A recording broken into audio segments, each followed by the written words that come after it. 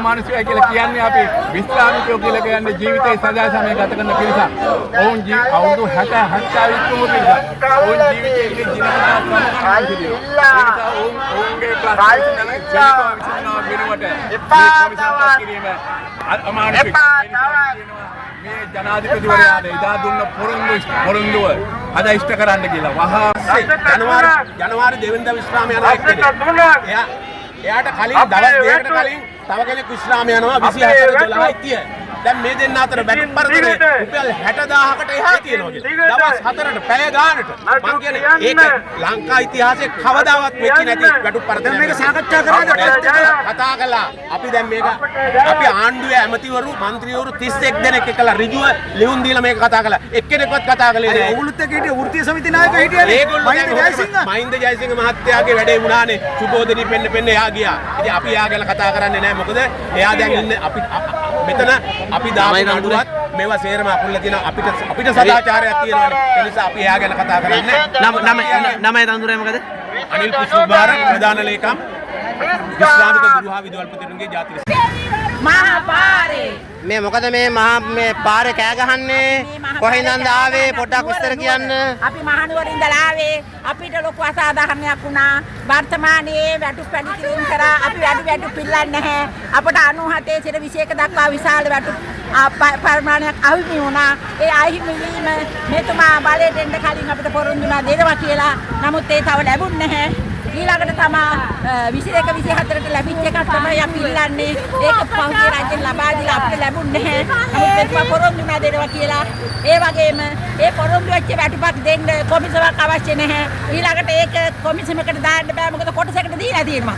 කොටසකට දුන්න දෙයකට ඕනේ කොමිසමක්. කොමිසමක් දාන්න ඕනේ අලුත් වර්තමානයේ වට කොමිසම් දැම්මම කමන්නේ නැහැ. කොමිසමෙන් දාන්න බෑ. අපේ අය මිය යනවා. අවුරුදු 65ට වැඩි බේරියට කොමිසම් වලින් මේ පස්සේ විසින්කන් ජීවත් වෙන්නේ නැහැ. එතකොට ඒ අය මිය යද්දි මේ මහ පොළොවට වාතාවරණයට මිස් වෙන්නේ ඒගොල්ලෝ බොහොම සුසුම් හෙලමින් මේ රටටත් ඒක හොඳ නැහැ. මං හිතලා මේ විෂමතාවයන් එන්න හේතුව විවිධ ව්‍යසනයන් එන්න හේතුවත් මේ ගුරුවරු ටික මේ මහපාරේ දාපන් සෝසුසුම් හෙලමින් ඉන්න එක රටට හොඳ නැහැ. ඔය 97 ඉඳන් මේ දක්වා අවුරුදු 20 ගාණක් මේ අඩුව යටතේ තමයි ඒගොල්ලෝ සේවය කරලා තියෙන්නේ. නමුත් ඒක අපිට කවුරුත් දුන්නේ නැහැ. නමුත් මෙතුමා පොරොන්දු වුණා. ඒ පොරොන්දු වුණ නිසා තමයි අපි මේ ඒ කියන්නේ විශ්වාසයක් තියාගෙන හිටියා. ඔව් අපි විශ්වාසයක් තවමත් විශ්වාස කරනවා. ආයෙත් තුනක් දැන් යනවා. ඉතින් අපි එතුමාට බොහොම කරුණාවෙන් අපි බොහොම ශක්තිමත් අපි පොළ ලොකු සහයෝගයක් දුන්නා. ශක්තිමත්ව කියන්නේ දැන් සෑහෙන වයසයිනේ. නෑ නෑ අපි තවම අවුරුදු 65 පැන්නා. අපි 65 පැන්නා. හරි. ඉතින් මේ විදිහට කෑ ගහන්නේ. ඉතින් අපි කියන්නේ අපේ ආශිර්වාදත් අරගෙන මේක දුන්නා මේ රටට හොඳ ආශිර්වාද කරන රටේ ජනපති. හරි අපිත් ප්‍රාර්ථනා කරනවා ඔබතුමියන්ලට මේ කාර්යය සාර්ථක වෙන්න කියලා. අපි ආවේ කුරුණෑගල ඉඹරුමේ ඉඳලා 1997 DC පෙරේරා වැඩ කොමිසමෙන් ගුරුවරු සහ විද්‍යාපතිවරු අත්හැරලා අනිකුත් සියලුම රාජ්‍ය සේවකයින්ට 10% වැටුප් කැපවීමක් කරා. ඒ DC පෙරේරා වැඩ කොමිසමේ නිර්දේශ අනුව ඒ අසාධාරණ පරිහිව 1997 ඉඳලම 2021 වෙනකම් අරගල කරා විවිධ ආකාරයෙන් ජනක කරා උද්ඝෝෂණ ව්‍යාපාරවල නිරත වුණා. නමුත් ඒ කිසිම රජයකින් අපට සහනයක් සැලසුනේ නැහැ. 2021 12/21කට පෙර ඉස්ලාමීය කට්ටියට කිසිම සාධාරණයක් ඉස්කරන්නේ නැහැ. නමුත් 2022 ජනවාරි 1 වෙනිදා ඉඳලා අර සුබෝධනී රටු කොමිසමට සාධාරණයක් ඉස්කර කරන් ඒකෙන් ප්‍රති අසාධාරණ ඉවත් කරන්න සුබෝධනී දීකරා ඒ සුබෝධනී කමිටුවෙන් කරපු නිර්දේශයකට අනුව එයාගේ නිර්දේශයට 103න් එකක් 2022 ජනවාරි 1 වෙනිදා ලබා දුන්නා. රසලා ඉන්න අයට ඒ වැටුපක් නැහැ. 2022 ජනවාරි 1 වෙනිදා වැඩි කරපු වැටුප් කොටසවත් නැහැ. අපි ඉල්ලා සිටින්නේ මුලින්ම අන්නේ 2022 නඩු කියන්න 2022 ජනවාරි 1 වෙනිදා ඉඳලා වැඩි කරපු වැටුප ඒ තුනෙන් එක ඒ වැටුපට විශාල වැටුපට එකතු කරන්නේ. අනිත් එක තමයි අර 2025 ජනවාරි 1 දැන් ඔය කාරණේට කොමිසමක් දාලානේ තියෙන්නේ. ඒතකොට ඒ කොමිසමෙන් ඒක කෙරෙයිනේ. ඇයි ඉතින් ඔයගොල්ලෝ මේ පාරට වෙලා ඉන්නේ? කොමිසම ගැන අපිට එච්චර විශ්වාසයක් නැහැ. ඔය සුජෝදනී දැන් ඔය DC පෙරේරා වැටුප් කොමිසමක් දැම්මා. බලාගෙන ඉඳ අපිට නිකුත්ුනේ නැහැ. සුජෝදනී කමිටුවෙන් අර තුනෙන් එක වැඩි කරලා අවුරුදු 4කට පස්සේ දැන් අපිට මෙතන ඉන්න අයට ඒ කිසිම ලැබුණේ නැහැ. ඒ නිසා ලබා ගන්න තමයි අපි ඉසිපෝ අපේ මේ සියලු දෙනාම අවුරුදු 60ත් 70ත් අතර සමාන ඊට වල ඉන්නවා.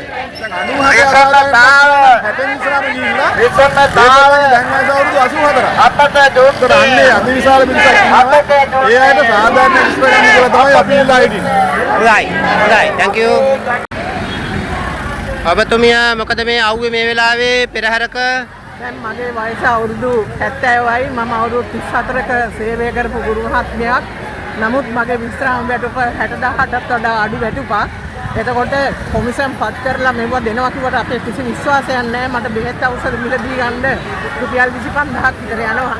මගේ ස්වාමි පුරුෂයාත් අසනීපෙන් ඉන්නේ. ඒ නිසා මේ විශ්‍රාම වැටුප අපිට වැඩි කරලා දෙන්න කියලා තමයි කිව්ලන්නේ. අයි ඒකට කොමිසමක් දාලා නේද තින්නේ? ඒකෙන් හැදෙනව නේද? අපිත් දන්නවා අපිත් අත්දැකීම් තියෙන අය කොමිසම හරහා මේ කිසි දෙයක් සිද්ධ වෙන්නේ නැති බවට අපිට විශ්වාසයි. කිසිම දීමනාවක් ගැන මේගොල්ලෝ කිසිම කතාවක් වෙන්නේ නැහැ. ඒ කියන්නේ කොමිසම ගැන විශ්වාසයක් නැහැ. ඒ වගේම දැන් ඔයගොල්ලෝ වයසට ගිහිල්ලා ජීවිතයේ අවසාන කාලේ ඉන්නේ. මේ යන මොහොතේවත් මේක ලැබෙන්නේ නැති බව අපිට විශ්වාසයි. ඒ නිසා අපි ඉල්ලන්නේ මෙහෙ යන්න ඉස්සෙල්ලා මේ විශ්‍රාම වැටුප අපිට සාධාරණීකරණයක් දීලා දීමනාවක්වත් දීලා අපේ මේ සිත ටිකක් හරි සනසන්න කියලා. ඒ කියන්නේ සේවය කරන මුළු කාලය තුළම 97 ඉඳන් මේ දක්වා අවුරුදු 20 ගාණක් වෙනකම්ම මේ අඩුව තිබිලා තියෙනව නේද? ඔව් මගේ පත්වීම ගත්තේ 84 1984 ජනවාරි 1 වෙනිදා. එදා මෙදා තුර මේ විසඳුමක් ලැබුණෙම නැහැ. අපි සෞඛ්‍යම් පඩියක් ගන්නෙ. ඒ වුණාට වැඩ කරනකොට උපරිම මහන්සිලා වැඩ කරන්නේ නැති අවුරුදු කොච්චරද සේවා කාලය කොයිතරම්? අවුරුදු 34ක් වෙනවා. අපි පුළුවන් තරම් උපරිම සේවය කළා. ගුරුවරු නැති වකවානු වල ළමයි 80ක් දාලා පන්තියට ඉගෙනුවා. කලාවන්ත ආනන්ද ආදී පාසලේ අවසානයේට සේවය කළේ. අපිට කිසිම සාධාරණයක් මේ වෙනතෙන් ඉෂ්ට වෙලා නැහැ. අපි ඉල්ලන්නේ ඒක වැටුප් වැඩි කිරීමක් නෙමෙයි. අපිට ගෙවපු නැති එකක් අපි ඉල්ලන්නේ. වැටුප් වැඩි කිරීමක් නෙමෙයි. ඊළඟට දෙවෙනි කාරණේ තමයි දැන් විශ්‍රාමිකයෝ කණ්ඩායම් දෙකක් ඉන්නවා. කවුද? 25ට පස්සේ ගිය සුපර් පෙන්ෂනර්ස්ලා. ඒගොල්ලෝ සුපිරි විශ්‍රාමිකයෝ. 25ට කලින් ඒ කියන්නේ 24යි 12යි 31ට කලින් ගිය විශ්‍රාමිකයෝ නෝ පුවර් පෙන්ෂනර්ලා. ඒගොල්ලෝ දුප්පත් විශ්‍රාමිකයෝ. දැන් මේ දෙගොල්ල අතර පරතරය කොච්චරද? වැටුප් පරතරය රුපියල් 60000 ඉඳලා 80000 මාසික. එකට තුනයි. මාසික. එතකොට 25ට කලින් කිසියම් විදුහල්පතිවරයා රුපියල් 60000ක් ගද්දී ඒ හා සමාන වෘත්තීය සුසුකම අධ්‍යාපන සුසුකම සේවා කාලය කරපු රාජකාරිය දරපු තනතුර ඇතුළත් වෙච්ච සේවාව සියල්ල සම්පූර්ණයි. ඔහු ගන්නවා 140000.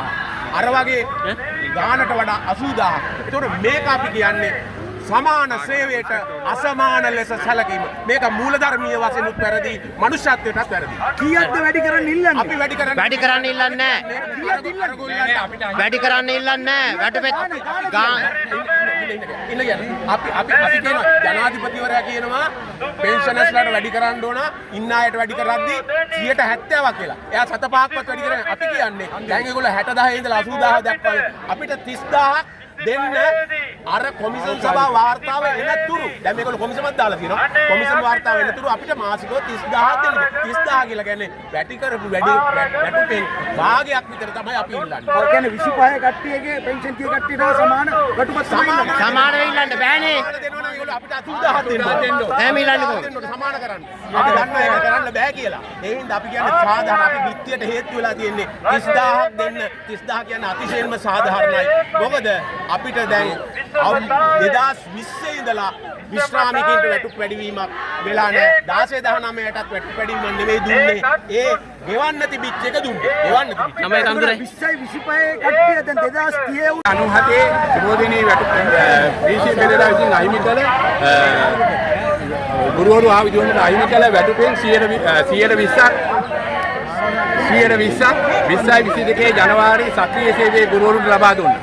අපි කියන්නේ අන්නේ ලබා දුන්න 120 වහම 2021කට පෙර විශ්‍රාමික සියලු පුරාවිදුන් ලබා දෙන්න කියලා. ඊළඟට අපි දෙවෙනි ඉල්ලීම තියෙනවා 26 අසමාන ලෙස වැටුප් වැඩි කිරීමක් කරනවා. මේ වැටුප් වැඩි කිරීම අනුරූපීව සියලු විශ්‍රාමිකයන්ගේ වැටුප කල්පන්න කියලා. අපි තුන්වෙනි ඉල්ලීම තියෙනවා අර කල්මරණ කොමිසමේ නිර්දේශ ඉනතුරු රුපියල් 30ක අන්තර්කාලීන දීමනාවක් සියලු විශ්‍රාමිකයන් ලබා දෙනවා.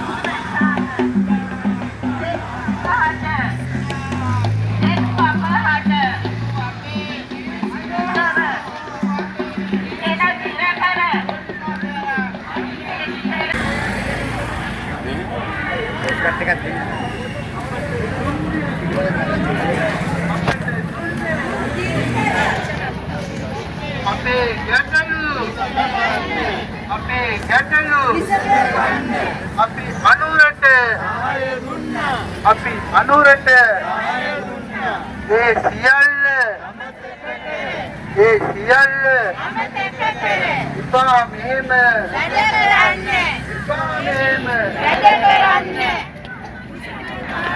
සාකච්ඡා